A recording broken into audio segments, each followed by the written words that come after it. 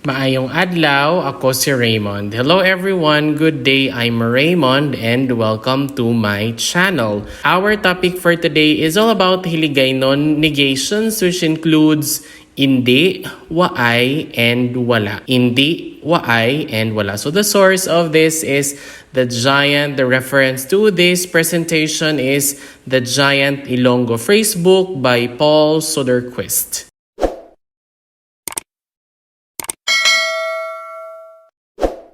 Let's start. When no pronouns are used, it is very simple. What you have to do here is only to add the word hindi at the start of the sentence. Hindi, hindi, hindi, hindi. So what you'll do is to just add the word hindi before the sentence. Let's have the following. When no pronouns are used, it is very simple. Like what we've mentioned, you'll just have to add the word hindi or hindi. Malipay ang bata. The child is happy. Lipay means happy. Malipay ang bata. Hindi malipay ang bata. Meaning the child is not happy. Like maybe being there does not make the child happy. Hindi malipay ang bata. Malipay ang bata. Hindi malipay ang bata. Next, another example, malipay si Christine. Christine is happy. Or nalipay si Christine. Christine is happy. So, malipay si Christine kung magkadto kita sa mall. Christine will be happy if we'll be going to the mall.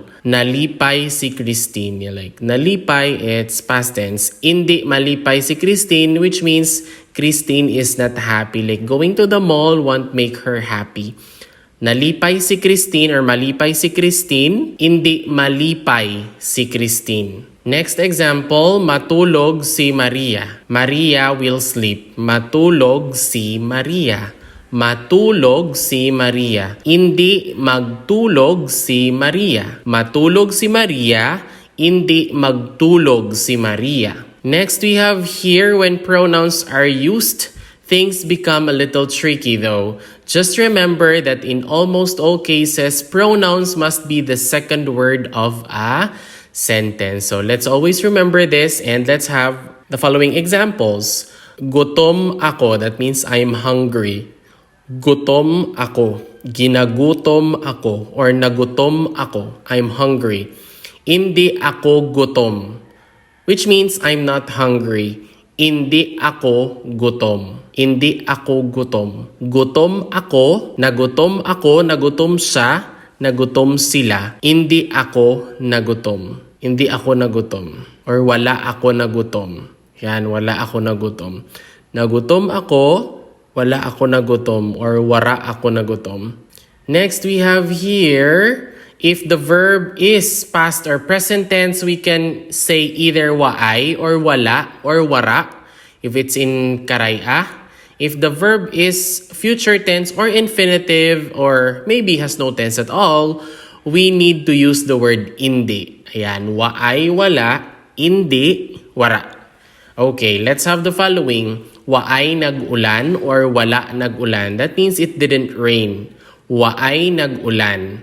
Wala nag-ulan, or if you want to kinda like use it or maybe use the word wara, which sounds more karaya, you can use the word wara. Wara nag-ulan. But for karaya, nag-ulan becomes uran. Wara nag-uran. Okay, hiligay nun, waay nag-ulan or wala nag-ulan. Nag-ulan kahapon? Did it rain yesterday? Did it rain yesterday? Wala nag-ulan kahapon. Waay nag-ulan kahapon.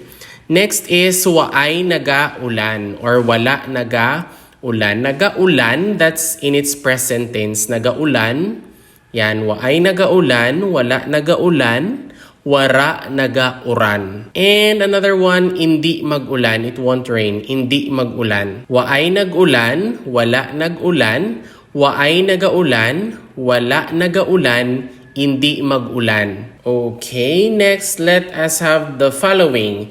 Just like in describer plus ang plus subject structure, if there are no pronouns, things are very simple. You just construct a sentence the way you would in verb plus actor plus object plus location structure.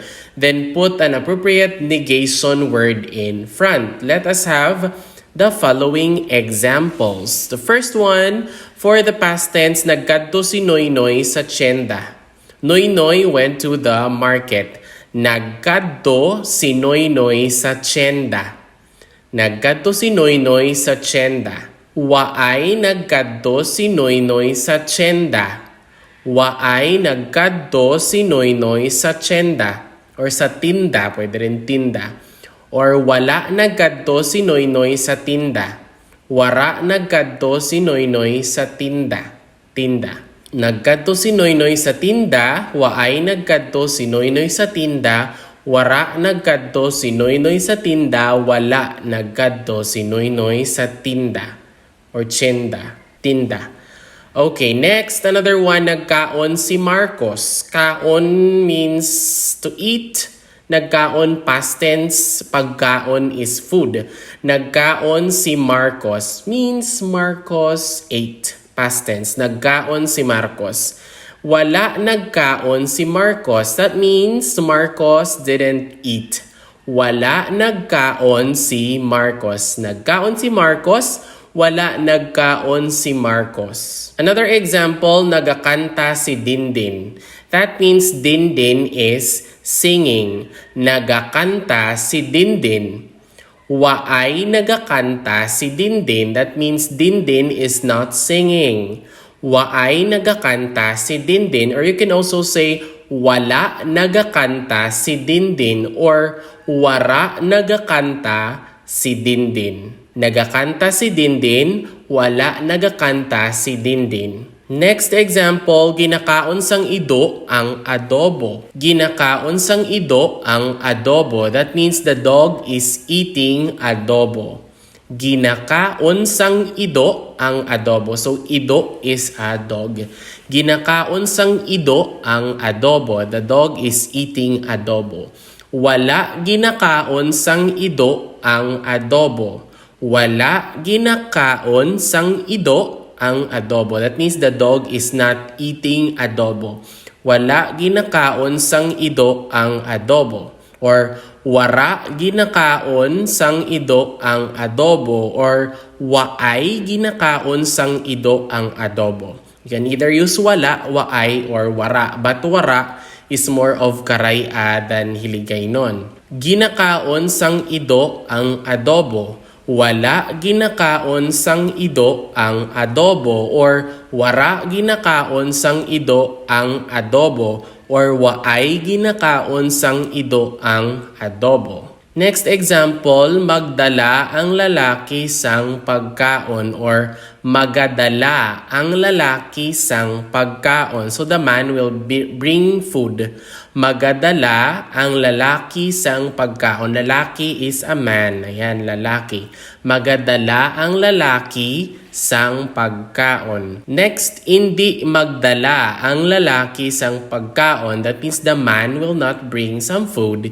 Hindi magdala ang lalaki sang pagkaon. When using pronouns in negated sentences, you need to change things up a bit. But there's no need to worry. You should be used to the pattern by now. The negation word comes first, then the pronoun, then the rest of your sentence. Let us have this example. Nagkadto siya sa tinda. When we say siya, it's gender neutral. So it's either he or she. Tinda is market. Nagkadto siya sa tinda. He or she went to the market. Nagkadto siya sa tinda. Next is wala siya nagkadto sa tinda. Wala siya nagkadto sa tinda. He or she didn't go to the market. Nagkadto siya sa tinda. Wala siya nagkadto sa tinda. Wara siya nagkadto sa tinda or waay siya nagkadto sa tinda.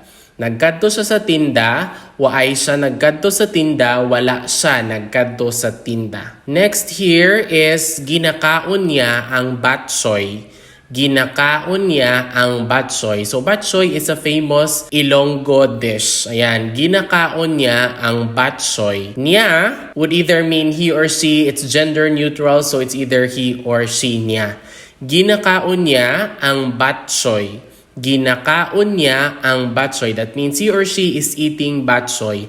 Waay niya ginakaon ang batsoy. She is not eating batsoy. Or wara niya ginakaon ang batsoy.